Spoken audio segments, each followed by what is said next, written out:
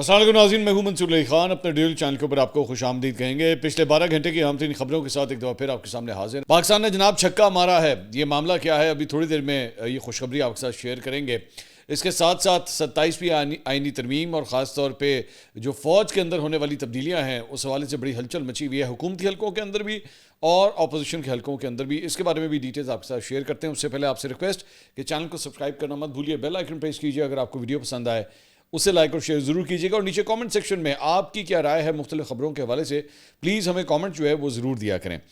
اچھا جی، سب سے پہلی خبر تو یہ ہے کہ جناب 27ویں آئینی ترمیم کے اوپر غور کرنے کے لیے سینٹ اور قومی اسمبلی کی ایک مشترکہ قائمہ کمیٹی جو ہے وہ بنی تھی، اسٹینڈنگ کمیٹی جسے آپ کہتے ہیں، جس کا بیسکلی کام تھا کہ وہ 27ویں آئینی ترمیم کو جو ہے وہ اسیس کرے اور اس کے اوپر اپنے ڈیبیٹ کرے اور اپنی رائے دے۔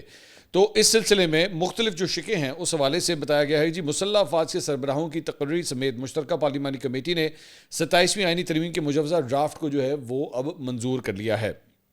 یہ مشترکہ کمیٹی برائے قانون و انصاف کا اجلاس جو ہے وہ فاروق ایچ نائک اور محمود بشیر ورک کی زیر صدارت جاری ہے، جبکہ اپوزیشن جماعتوں نے اجلاس کے بائیکاٹ کا اعلان کر دیا ہے۔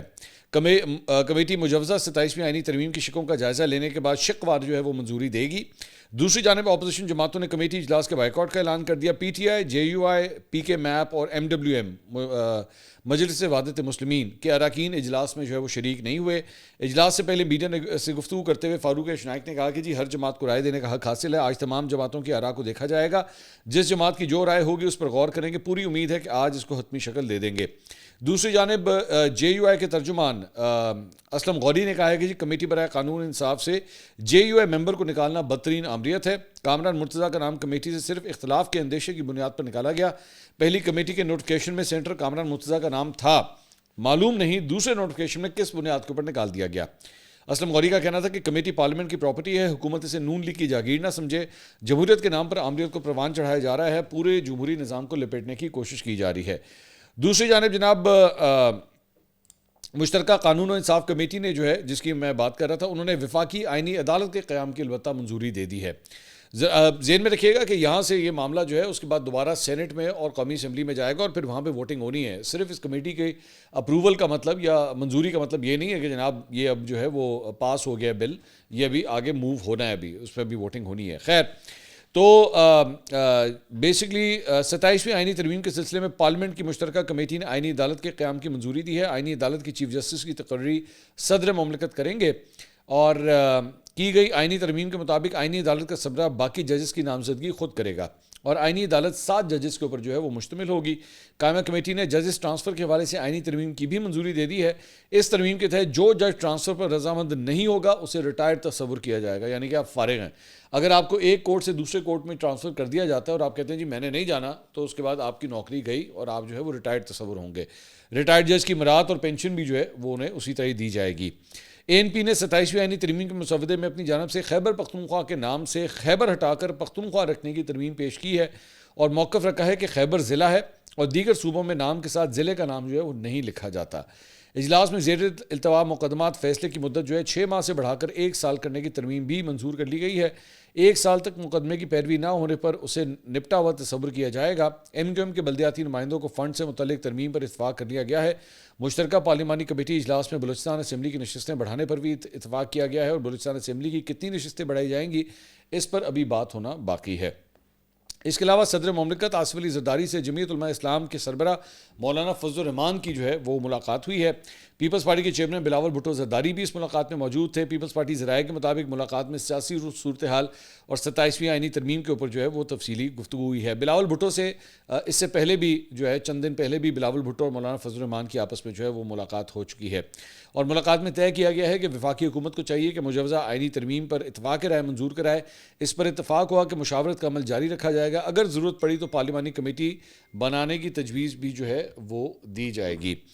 اس کے علاوہ فاروق ایچ نائک نے جو ہے وہ ایک نئی کنٹروورسی جو ہے وہ پچھلے 24 گھنٹے میں سٹارٹ ہوئی ہے، اور وہ یہ ہے کہ جناب جو صدر مملکت ہیں ان کے خلاف کسی قسم کی کرمنل پروسیڈنگز جو ہیں وہ نہیں کی جائیں گی یا نہیں کی جا سکیں گی ان ترامیم کے مطابق۔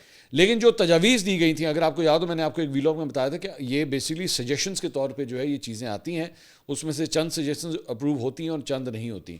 تو اسی دوران جو ہے وہ مسلم لیگ نون کے دو رہنماؤں کی جانب سے، جس میں ایک تھیں جی سینئر مشیر سینیٹر انوشا رحمان اور اقلیتی رکن طاہر خلیل سندھو، ان کی جانب سے ایک تجویز جو ہے وہ پیش کر دی گئی کہ جناب وزیر اعظم کو بھی استثنا حاصل ہونی چاہیے کہ یعنی کہ، اور جانتے ہیں آپ کہ شہباز شریف صاحب اس وقت ہیں وزیر اعظم، تو انہیں جو ہے وہ یہ ترمیم شامل کر لی جائے اور اسے سینٹ کے بعد قومی اسمبلی سے بھی منظور حاصل کر لیا جائے تو سابق وزیر اعظم عمران خان کو فوری طور پہ جیل سے رہا کرنا پڑے گا.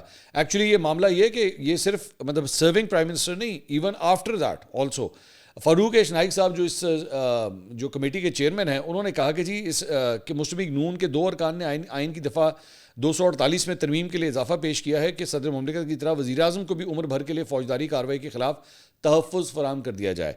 تو اس کے اوپر انہوں نے کہا کہ اگر تو یہ کر دیا گیا تو پھر تو عمران خان صاحب کو بھی جو ہے وہ رہا کرنا پڑے گا. اب ظاہری بات ہے وہ ڈیبیٹیبل بات ہے کہ یہ ماضی کے جو کیسز ہیں کیا اس کے اوپر بھی اس کا اطلاق ہوگا یا نہیں، دیٹس اے ڈفرینٹ ڈبیٹ. لیکن اس کے بعد ہوا کیا کہ وزیر اعظم شہباز شریف صاحب کی جانب سے جو ہے ٹویٹ کیا گیا. انہوں نے کہا آذربائیجان سے واپسی پر مجھے بتایا گیا کہ میری پارٹی کے چند سینیٹرز نے وزیر اعظم کے استثنا کے حوالے سے ترمیمی شیک سینٹ میں پیش کی جو کابینہ سے منظور شدہ مسودے میں شامل نہیں تھی. موزے سینیٹرز کے خلوص کا شکریہ ادا کرتے ہوئے میں نے انہیں یہ ترمیم فی الفور واپس لینے کی ہدایت کی ہے. منتخب وزیر اعظم یقیناً قانون اور عوام کی عدالت میں جواب دہ ہے. اب اس کے اوپر سوشل میڈیا کے اوپر جو ہے بہت سے جرنلسٹ کی جانب سے اور سوشل میڈیا صارفین کی جانب سے جو ہے یہ کہا جا رہا ہے کہ جناب شاید یہ سب کچھ جو ہے رل مل کے ہوا ہے کہ اچھا جی پہلے یہ پیش کی جائے گی، اس کے بعد وزیر اعظم اسے رد کر دیں گے. مطلب لوگ اس کے اوپر ڈیبیٹ کریں. رؤف کلاسر صاحب نے بھی ایکچولی پورا ایک ٹویٹ کیا، میں اسی ریفرنس سے یہ بات کر رہا ہوں کہ جیسے گڈ کاپ بیڈ کاپ والی چیز ہے کہ جناب بس دیکھیں ہم نے یہ بھی شامل ہو چکا ہوا ہے، لیکن اس کے بعد وزیر اعظم کو جو پتہ لگا انہوں نے کہا نہیں مجھے کسی قسم کا جو ہے وہ استثنا نہیں چاہیے، میرا نام جو ہے بیچ میں سے نکال دو. تو حیرانگی کی بات ہے نا کہ آپ کی اجازت کے بغیر مطلب ایک چیز کیبنٹ سے ہو کے آ رہی ہے، یا تو یہ نواز شریف صاحب کی اجازت سے ہوا ہے یا شہباز شریف کی اجازت سے ہوا ہے، بغیر کسی کی اجازت کے جو ہے وہ چیزیں کس طرح ایڈ ہو گئیں.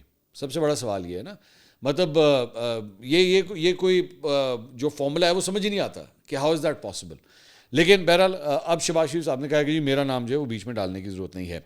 اچھا جی، اس کے علاوہ تحفظ آئین پاکستان ان کا باقاعدہ طور پہ جو ہے وہ اب رد عمل سامنے آیا ہے. 27ویں آئینی ترمیم پہ انہوں نے ایک پریس کانفرنس کی. انہوں نے کہا جی اسی ہفتے ایک مشاورتی کانفرنس جو ہے بلائی جائے گی. 27ویں ترمیم کی منظوری کے بعد پورے ملک میں یوم سیاہ منایا جائے گا. ہم توقع کرتے ہیں کہ عدلیہ کے ججز اپنے خطوط کے ذریعے ان ترمیم پر اپنے تحفظات کا اظہار کریں گے. یعنی وہ چاہ رہے ہیں کہ ججز جو ہیں اس 27ویں آئینی ترمیم کے اوپر اپنی رائے جو ہے خطوط کے ذریعے جو ہے وہ مینشن کریں. اور انہوں نے کہا جی قومی مشاورتی کانفرنس کے بعد ملک گیر جلسوں کا جو ہے وہ اعلان کریں گے. ایک ٹویٹ بھی جو ہے وہ ان کے اکاؤنٹ سے کیا گیا ہے. اس میں انہوں نے کہا جی آئین عوام کے بنیادی حقوق کا محافظ ہوتا ہے. متفقہ آئین کو مخصوص مقاصد کے تحت غیر مجاز پارلیمنٹ کے ذریعے بدلا جا رہا ہے، اس لیے ہمارے پاس کوئی دوسرا راستہ نہیں. ہم عوام کے پاس جائیں گے. ہماری تحریک آج رات سے شروع ہو رہی ہے. آج شام 8:30 بجے پوری قوم سے اپیل ہے تمام ویڈیوز، ٹویٹس اور سوشل میڈیا پوسٹ کے ذریعے یہ سلوگنز ہر جگہ نشر کریں. ہمارا سلوگن ہوگا ایسے دستور کو صبح بے نور کو میں نہیں مانتا میں نہیں جانتا. حبیب جالب کی بیسکلی یہ ایک نظم ہے، اس میں سے یہ لائنز جو ہیں وہ نکالی گئی ہیں. انہوں نے کہا جی ہمارے نعرے جمہوریت زندہ باد، آمریت مرد آباد، قیدیوں کو رہا کرو، عوام کے نام اپیل، اور مل کر اس انقلابی تحریک کا حصہ بنیں، اپنی آواز بلند کریں اور ظلم کے خلاف اٹھ کھڑے ہوں. یہ وقت عمل کا ہے. ہر شہری کی ذمہ داری ہے کہ وہ جمہوریت کی بحالی کے لیے اپنا کردار ادا کرے.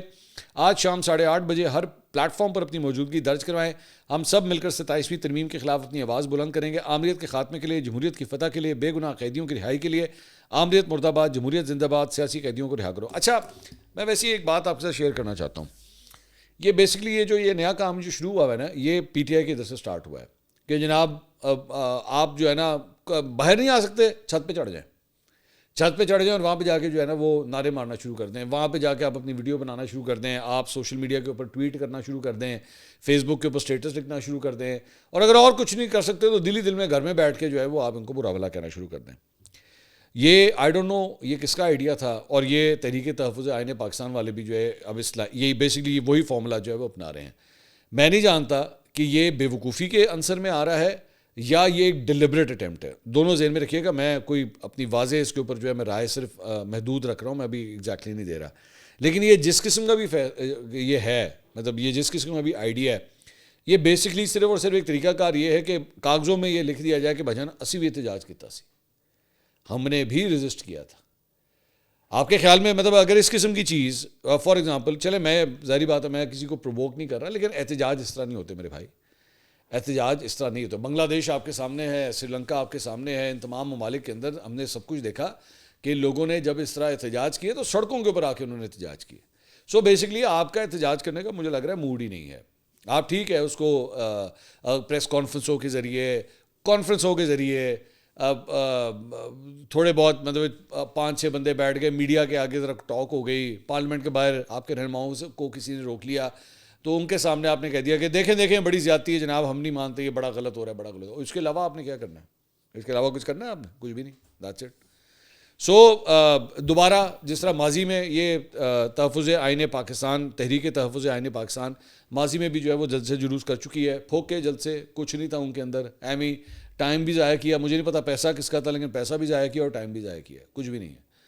تو حکومت کا جو دل کر رہا ہے وہ اپنی مرضی سے جو ہے وہ ساری شکیں لے کے چل رہی ہے. نہ وہ اپوزیشن کو سے بات کرنے میں انٹرسٹڈ ہے, نہ ان کو آن بورڈ لینے کے اندر انٹرسٹڈ ہے. ان کو نظر آ رہا ہے ہمارے پاس نمبر گیم پوری ہے اور 2-4 اگر کم ہے تو 80 پورے کال لیں گے, کوئی گل نہیں. باقی اپوزیشن کو آن بورڈ لینے کی ضرورت ہی نہیں ہے. تو اور اپوزیشن بھی ماشاءاللہ اتنی ٹھنڈی ہے کہ وہ تو لگتا ہے کہ جیسے فریج میں بیٹھ کے اپنی کانفرنس کرتی ہے, اتنی کو ٹھنڈی ہے وہ کہ ان کو فرق ہی نہیں پڑتا. تو یہ اسی طرح آپ یہی سمجھیے کہ حکومت کے لیے جو ہے وہ اس میں کوئی پریشانی کے آثار نہیں ہے. یہ تحریک تحفظ آئین پاکستان والے جو ہے, ہاں ان کے یوٹیوبر وغیرہ وہ بیٹھ کے پڑا کریں گے, یہ کر دیا ہے, وہ کر دیا ہے, رات کو یہ دیکھنا, یہ ہو گیا, بس کچھ نہیں, کچھ بھی نہیں ہے. میں آپ کو بتا رہا ہوں آن گراؤنڈ جو ان کے پاس کچھ بھی نہیں ہے. اس کے علاوہ جناب شاہد آفریدی صاحب جو آج سے 1-2 دن پہلے جو ہے بڑی کنٹروورسی کا شکار ہوئے تھے کیونکہ انہوں نے ڈھکے چھپے الفاظ میں چند یوٹیوبرز کو جو ہے وہ ٹارگٹ کیا تھا اور اس کے بعد عمران ریاض نے ان کے خلاف بھی ٹویٹ کیا تھا. تو لندن میں ہی ایک تقریب کے دوران شاہد آفریدی سے سوال کیا گیا کہ جی سیاست میں کیا آپ کی بھی انٹری ہو رہی ہے؟ تو انہوں نے کہا میرے لیے دعا کیجیے گا کہ میں سیاست سے ہمیشہ دور رہوں کیونکہ میرے پاس ایک ہی پارٹی تھی جہاں مجھے جانا تھا, لیکن 2019 یا 2020 میں ذہن تبدیل کیا اور فیصلہ کیا نہیں یہ میرے بس کی بات نہیں ہے, میں سیاست نہیں کر سکتا. تو انہوں نے مکمل جو ہے وہ انکار کر دیا. اس کے علاوہ پنجاب حکومت نے جناب صوبے بھر میں عائد دفعہ 144 میں 7 روز کی توسیع کرنے کا نوٹیفکیشن جاری کر دیا ہے. محکمہ داخلہ کی جانب سے نوٹیفکیشن میں کہا گیا ہے کہ احتجاج, جلسے جلوس, ریلیوں, دھرنوں, اجتماع اور دیگر سرگرمیوں پر پابندی برقرار ہے. دفعہ 144 کے تحت 4 یا زائد افراد کے عوامی مقامات پر جمع ہونے پر مکمل پابندی ہوگی. اس کے علاوہ کال سینٹرز کے ذریعے ماہانہ کروڑوں روپے بھتہ وصولی اور غیر قانونی دھندے کی پشپناہی کے سنگین الزامات پر national cyber crime investigation agency کے 2 ایڈیشنل اور ڈپٹی ڈائریکٹر سمیت مزید 13 افسران کے خلاف جو ہے مقدمہ درج کیا گیا ہے. وفاقی تحقیقاتی ادارے کے اینٹی کرپشن سیل اسلام آباد میں درج کیے گئے مقدمے کے متن کے مطابق ملزمان چھاپوں کے بعد مختلف مقامات پر جا کر ڈیل کرتے تھے اور بھاری رقوم جو ہے وصول کرتے تھے. سب انسپکٹر عثمان بشارت, محمد بلال, سارم علی, ظہیر عباس نیازی اور میاں عرفان سمیت متعدد اہلکاروں پر الزام ہے کہ انہوں نے 25 کروڑ روپے سے زائد رقم وصول کر کے غیر قانونی کال سینٹرز کو قانونی تحفظ فراہم کیا. مقدمے میں ایک نجی کمپنی کے مالک حسن امیر اور ایک چینی شہری کا نام بھی جو ہے وہ اس میں شامل ہے. اس کے علاوہ ایف آئی اے پشاور زون نے جعل سازی سے پاکستانی شہریت حاصل کرنے کی کوشش ناکام بناتے ہوئے افغان شہری سمیت 4 ملزمان کو گرفتار کر لیا. اب یہ کام بھی بیسکلی سٹارٹ ہو گیا ہے کیونکہ افغان مہاجرین کو پش کیا جا رہا ہے کہ وہ وطن اپنے واپس جائیں. تو یہاں پہ اب یہ اس طرح کے کیسز جو ہیں وہ سامنے آ رہے ہیں کہ جعل سازی کے ذریعے, فراڈ کے ذریعے جو ہے افغان شہری جو ہے وہ پاکستانی شہریت حاصل کرنے کی کوشش کر رہے ہیں.